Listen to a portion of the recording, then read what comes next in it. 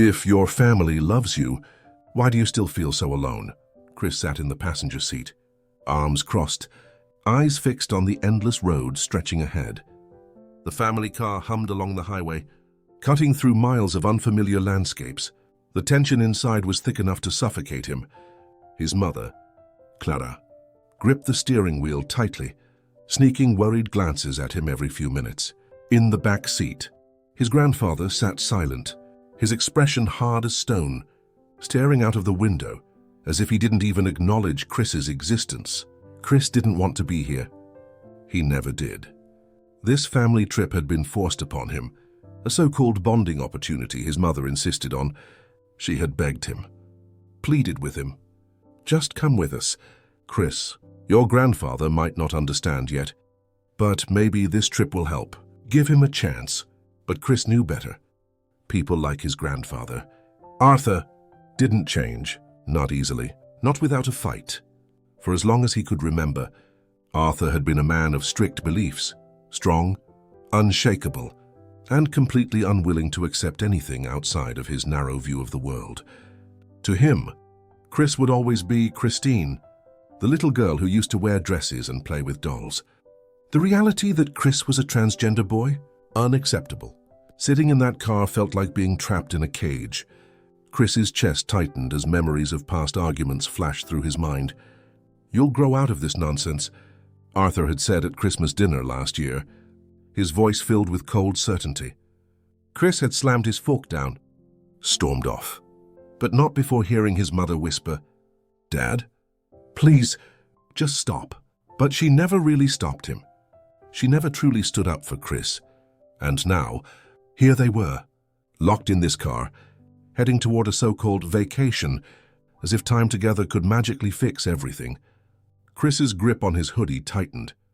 He had packed light, just a backpack with the essentials and one other thing, a letter.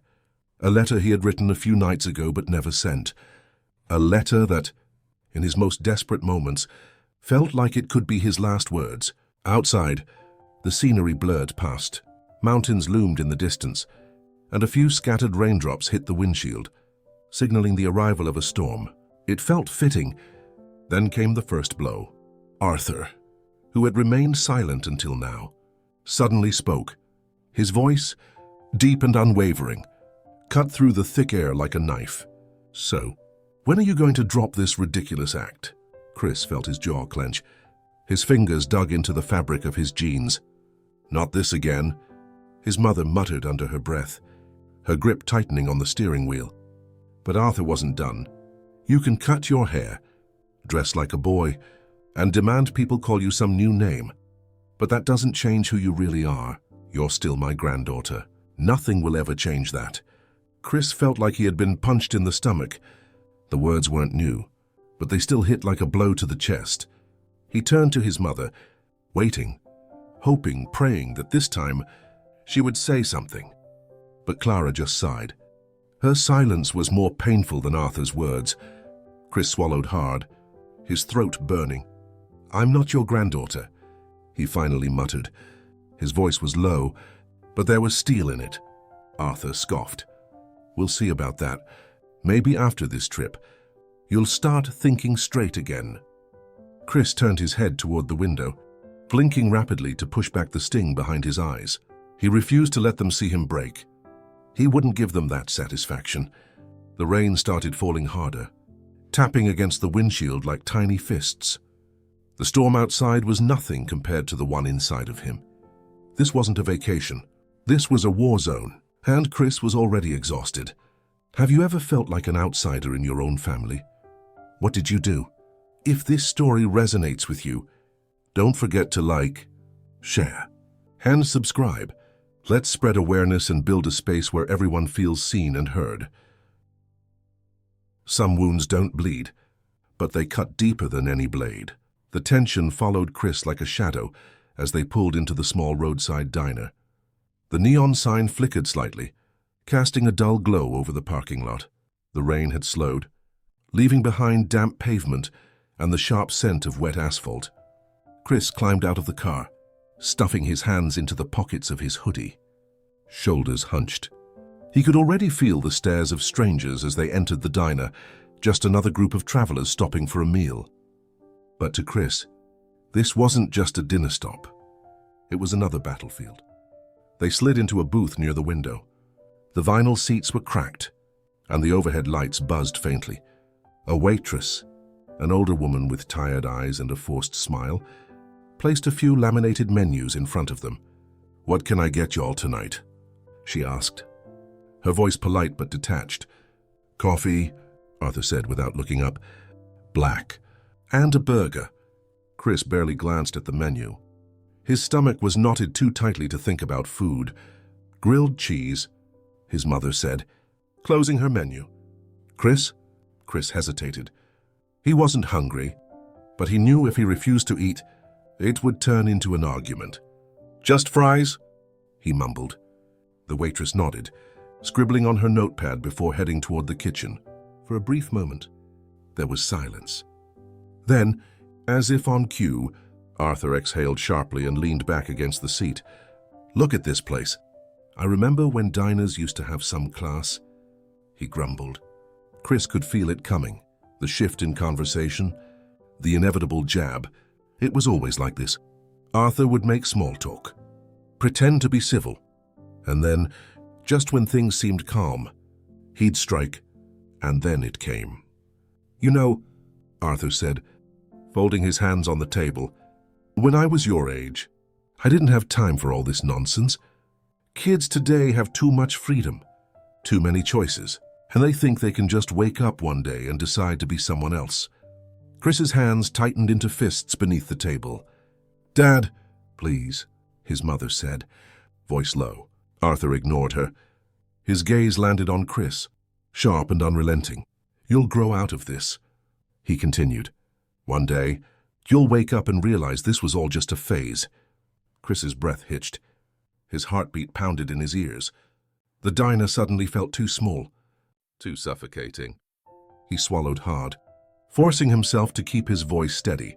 "It's not a phase," he said quietly. Arthur scoffed. "Sure it is. You used to run around in dresses. You loved dolls when you were little. And now, what? You suddenly think you're a boy?" Chris felt his stomach churn. "I didn't think I was a boy, Grandpa." "I am a boy," he said through clenched teeth. Arthur leaned forward, eyes narrowing. "No, you're a confused little girl playing pretend." Something inside Chris snapped. "You don't get to decide who I am," he hissed, voice sharp and trembling with emotion. The diner grew quiet. A few heads turned. The waitress hesitated near the counter, pretending not to notice. Chris didn't care.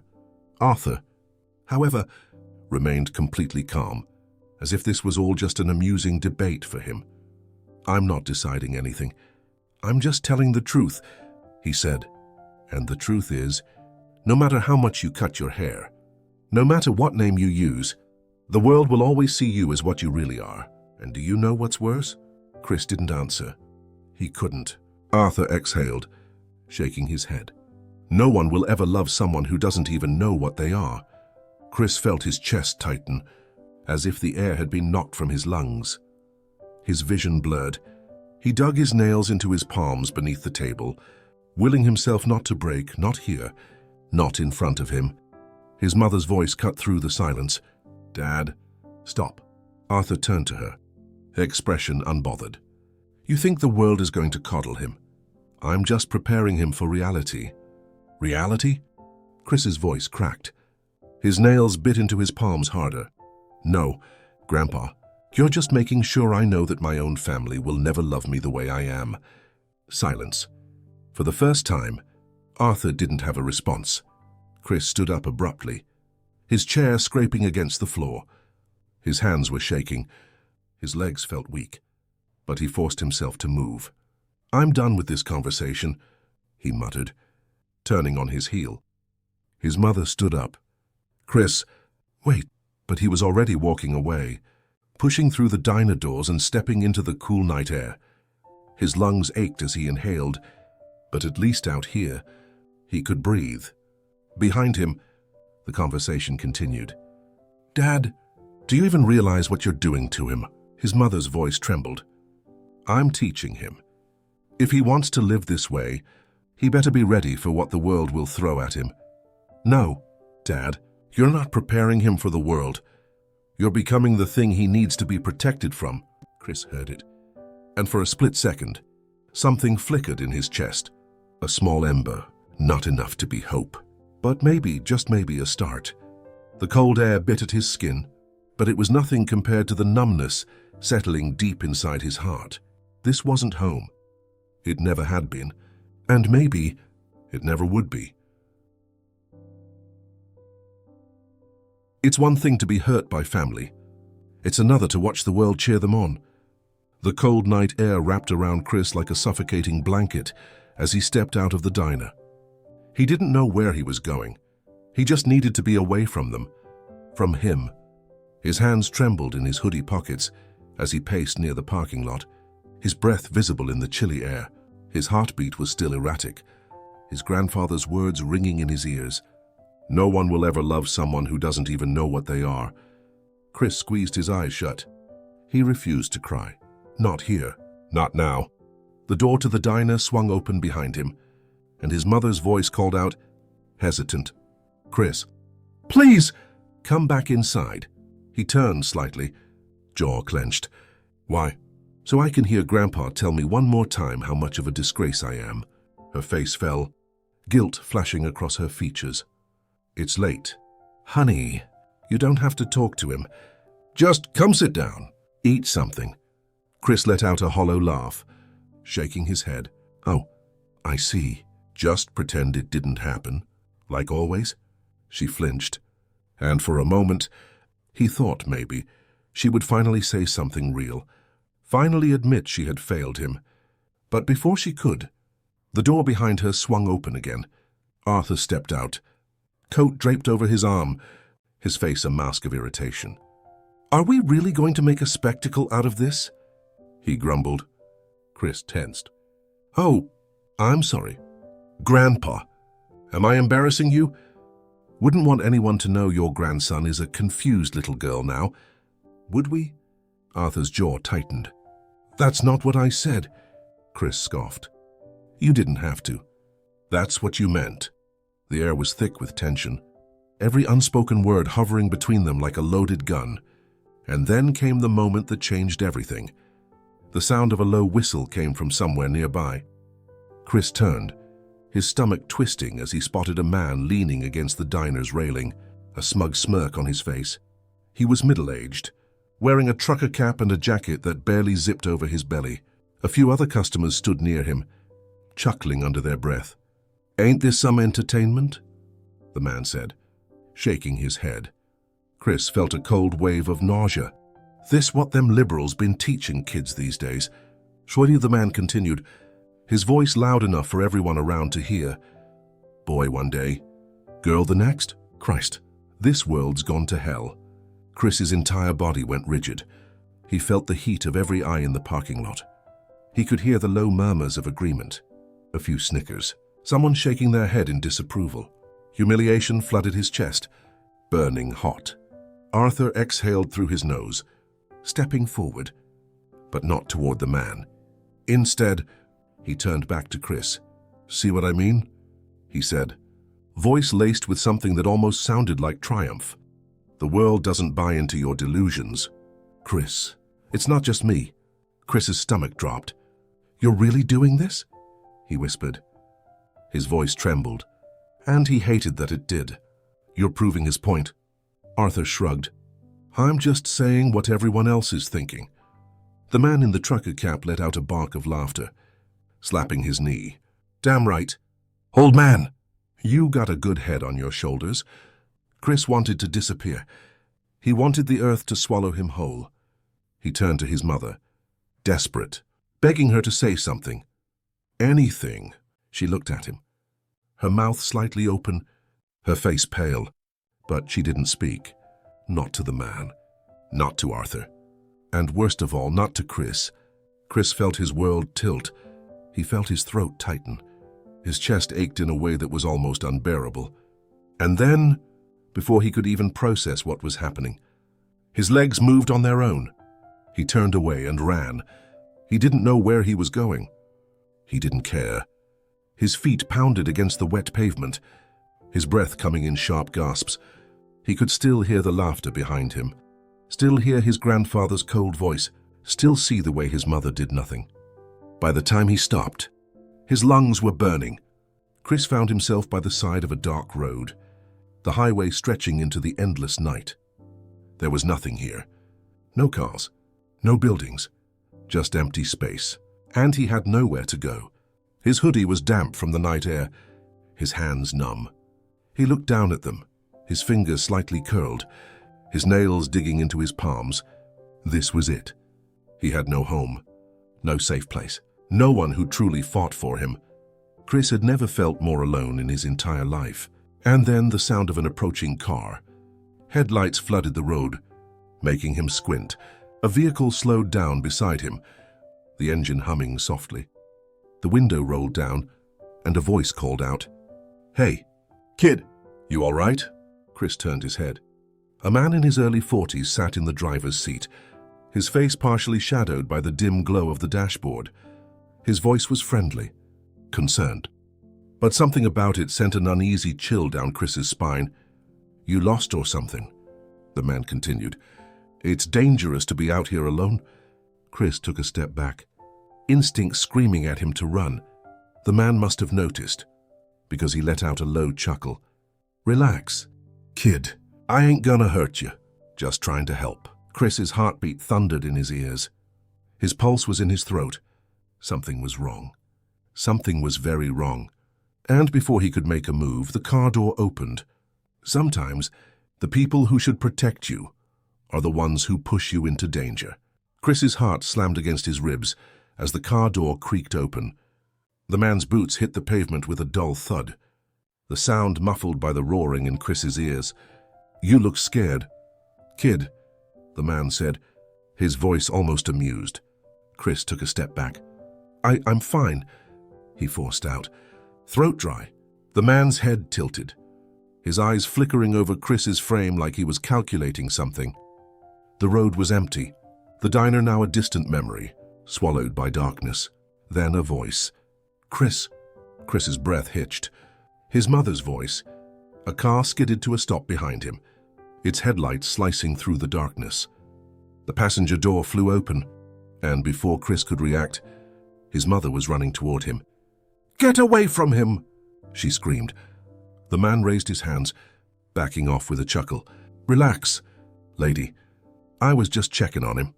Chris felt his mother's grip tighten around his arm, her nails digging in slightly as she pulled him toward their car.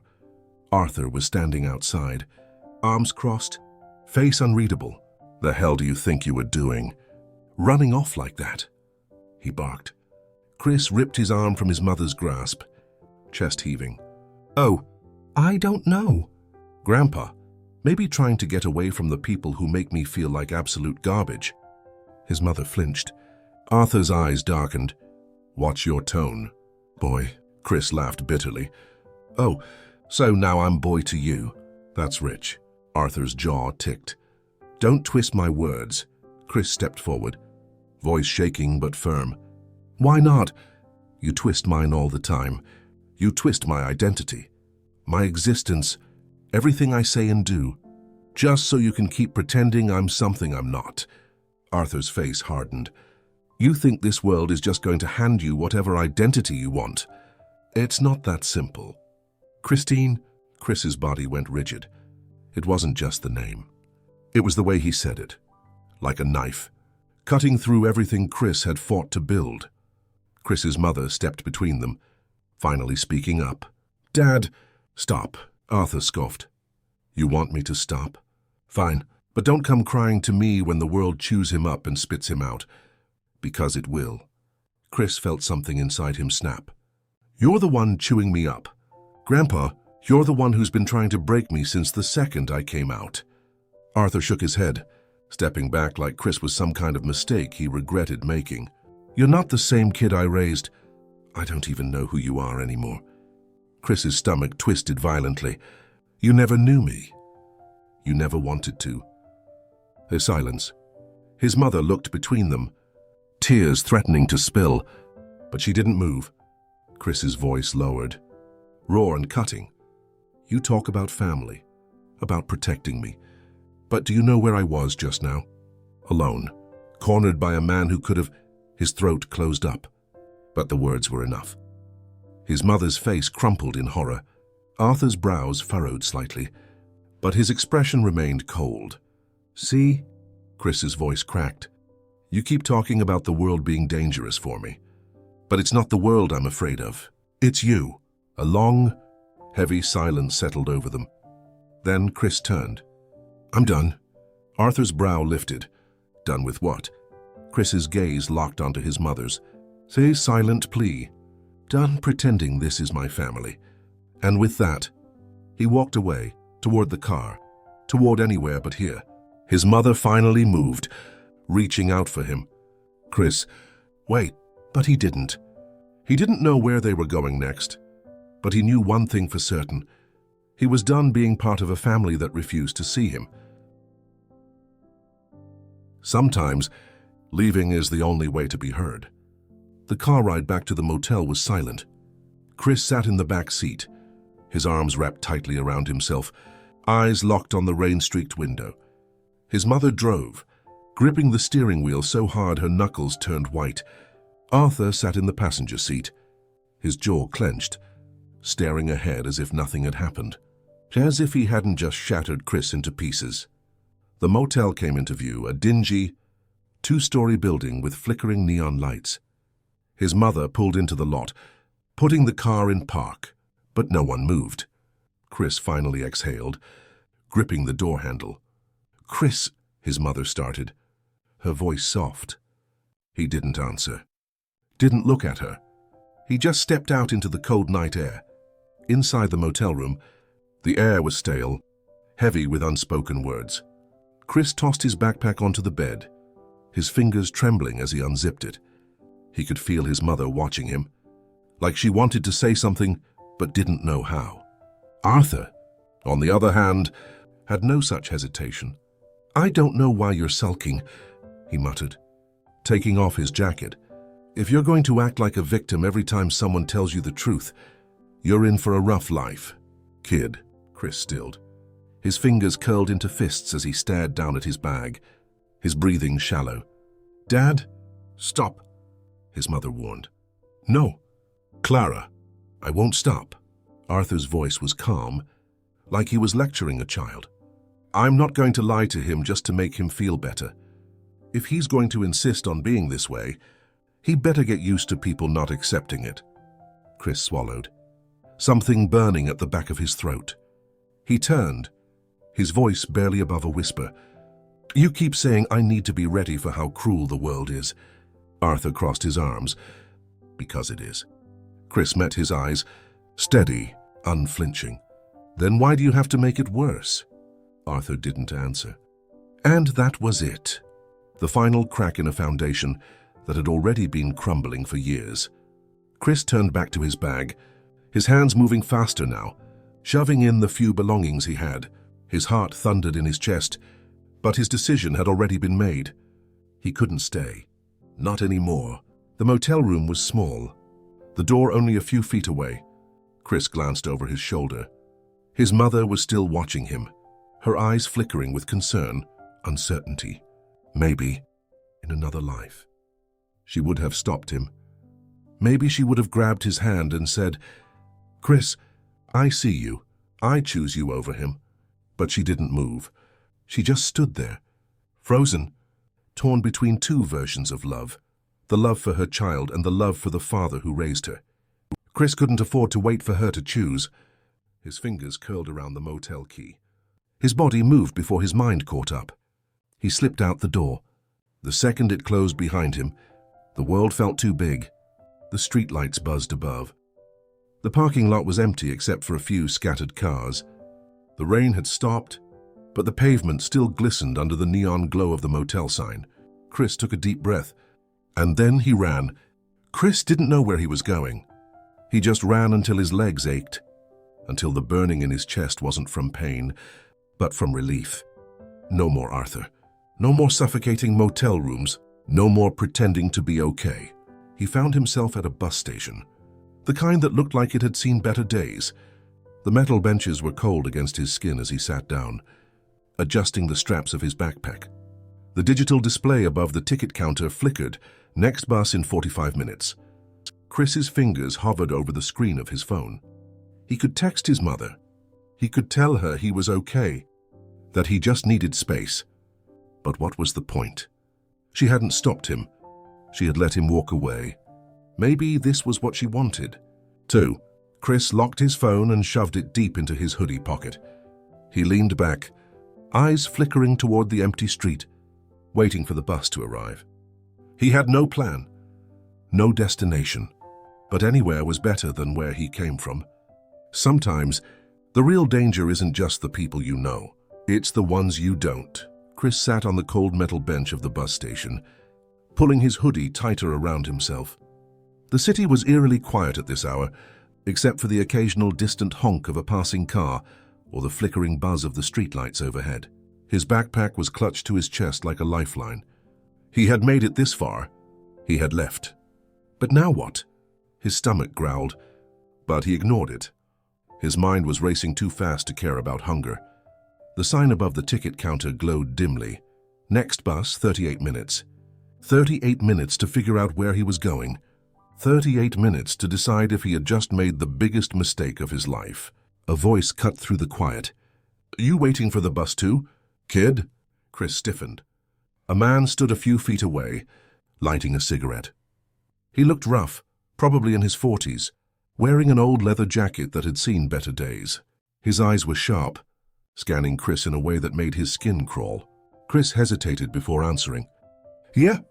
The man took a slow drag of his cigarette, exhaling a cloud of smoke before stepping closer.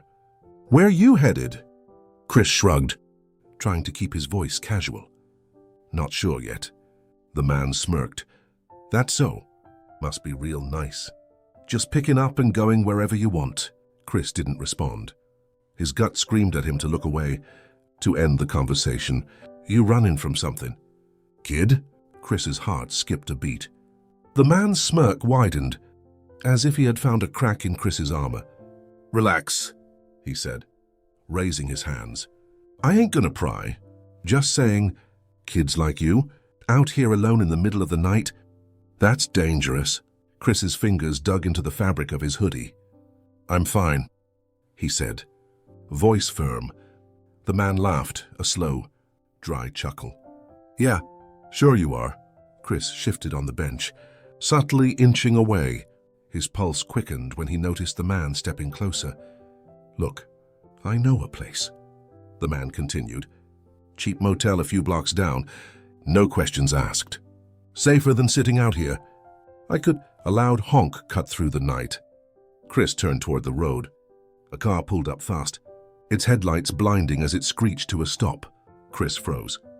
For a second, he thought it was Arthur, that somehow his grandfather had tracked him down.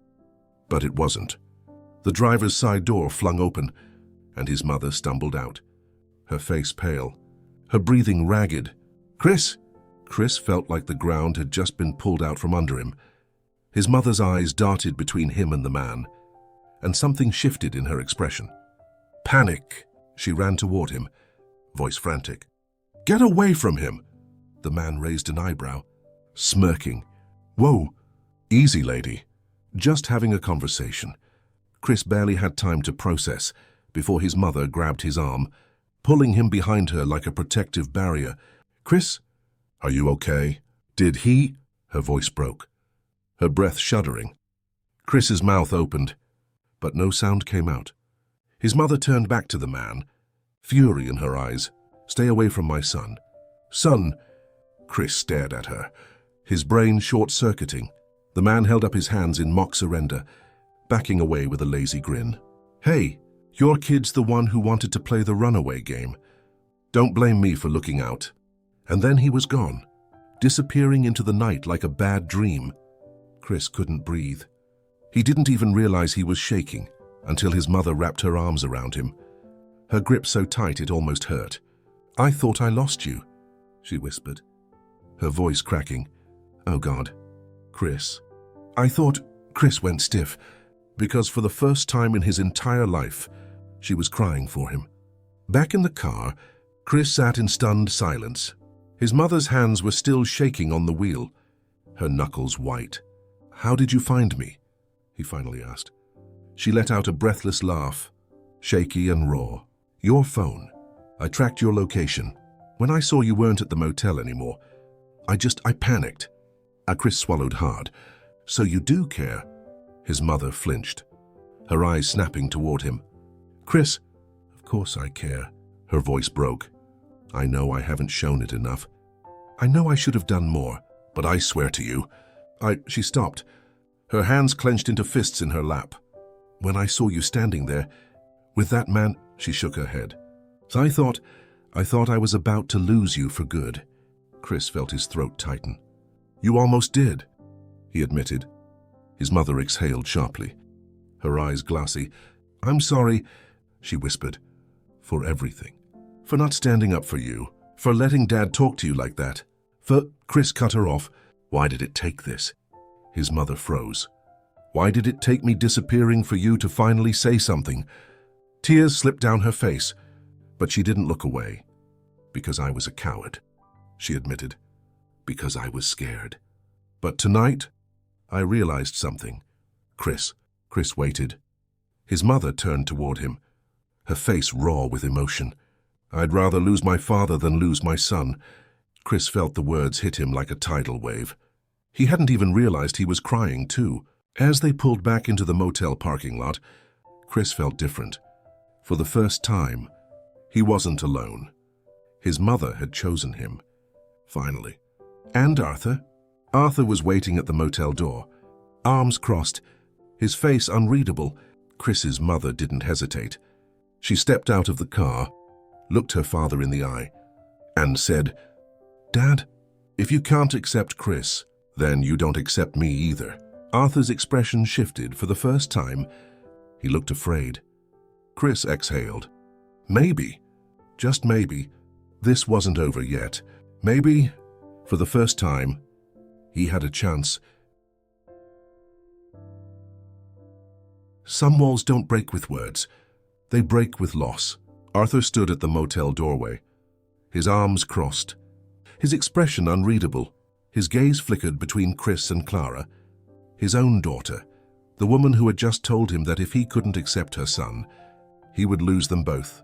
For a long moment, he said nothing. Chris held his breath, watching him carefully. He expected anger. He expected another cutting remark, another dismissal. But Arthur just looked tired. "I need a walk," he muttered, stepping past them and disappearing into the night. Chris blinked. That was it. His mother exhaled slowly, rubbing her temples. "I don't know what's going through his head." But she turned to Chris, her expression filled with determination. "I meant what I said. I don't care what he thinks anymore. I choose you." Chris swallowed the lump in his throat. He had waited years to hear those words. And now that they were here, he felt both relief and grief all at once, because some part of him still wished Arthur had chosen him too. Chris didn't sleep much that night. When he woke up, the sun was barely creeping through the thin motel curtains. He sat up, stretching, feeling the lingering ache of the previous night's events. That's when he noticed it. A paper bag sitting on the small table near the door, a folded receipt pinned to it with the words, "For the boy." Chris's stomach twisted. He glanced at his mother, still asleep, then carefully stepped out of bed and approached the bag. Inside, a sandwich, a bottle of water, and a small, worn leather bracelet. Chris exhaled shakily, fingers running over the bracelet's surface. It wasn't new. It had been used, carried for years. And it was his grandfather's. Chris clenched his jaw. Arthur still hadn't said the words Chris needed to hear. He hadn't admitted he was wrong, but maybe this was as close as he would ever get. Some bridges don't burn completely. They just take time to rebuild. A few hours later, as Chris and his mother packed up to leave, Arthur finally spoke. "Where are you going?" Chris paused, looking at him from across the motel room. Arthur's voice was even, but there was something else there, something Chris couldn't quite place. "Home," Clara answered for him. Arthur hesitated. It was the first time Chris had ever seen uncertainty on his face. "And what does that mean now?" Arthur asked. Clara lifted her chin. "It means home is wherever my son is safe. Whether that includes you is up to you." Arthur's throat bobbed, but he didn't argue. Chris looked down at the bracelet still in his palm, his fingers tightening around it. "I don't need you to understand," Chris said, voice steady. "I just need you to try." Arthur didn't respond right away, but after a long, agonizing pause, he gave the smallest nod. Not an acceptance, not an apology, but maybe, just maybe, a start. As Chris and his mother walked out the door, Chris glanced back one last time. Arthur was still standing there, staring after them. Chris didn't know what would happen next, if his grandfather would ever truly accept him, if they would ever repair what had been broken. But for the first time in a long time, he had something that had always been just out of reach, a chance. What does family mean to you? Is it who you're born to? Or who chooses to stand by you? If this story touched you, please like, share, and subscribe. Let's create a world where everyone is seen and loved for who they truly are.